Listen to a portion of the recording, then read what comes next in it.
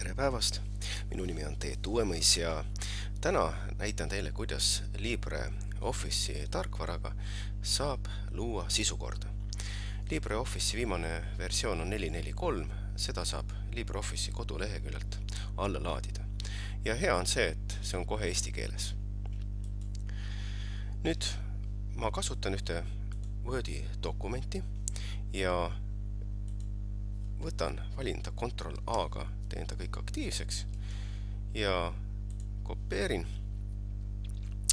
juba oma just avatud uude LibreOffice'i dokumenti. Ma asendan ta teisiti, nimelt vormindamata,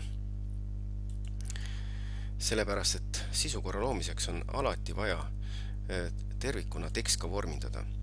Ja vormindamise puhul, mis on kõige olulisem on see, et meil oleks eraldi tiitelleht. Tiitellehe jaoks ma loon siin enne sissejuhatust sellise lehe katkestuse, lisamine, manuaalne piir ja loon lehekülje piiri. See sobib mulle. Nii, ja nüüd on sissejuhatus eraldi lehel ja mis on oluline on see, et sellel tiitellehele selleks, et tõesti nüüd programm aru saaks, et tegemist on tiitellehega, ma panen talle siia sisse, et ta on tiitelleht ja teisendatakse olemasolev tiitelleheks. Tähelepanu, siin on siis vaikimisi sätted, et tiitellehtede arv on 1 ja lähtutakse pärast tiitellehti lehekülje nummerdamisest. Et see meile kõik sobib. Ja mis veel oluline see, et me saaksime ka sisukorra jaoks luua eraldi lehekülje. Nii et taas lisame siin täiendava lehekülje sisukorra jaoks. Lisamine,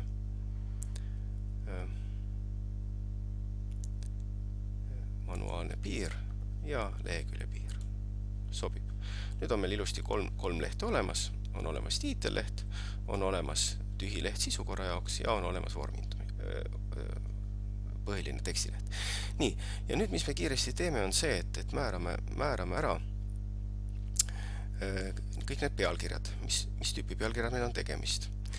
Ma otsustan seda, et tegemist on siin pealkirjaga, pealkiri valin 1 ja siin valin pealkiri 2. Nii, ja ülejäänutega lähme kiiremini.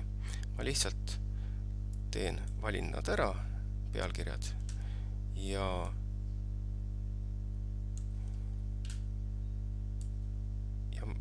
panen neile ühise pealkirja. Laadi kokkuvõte ja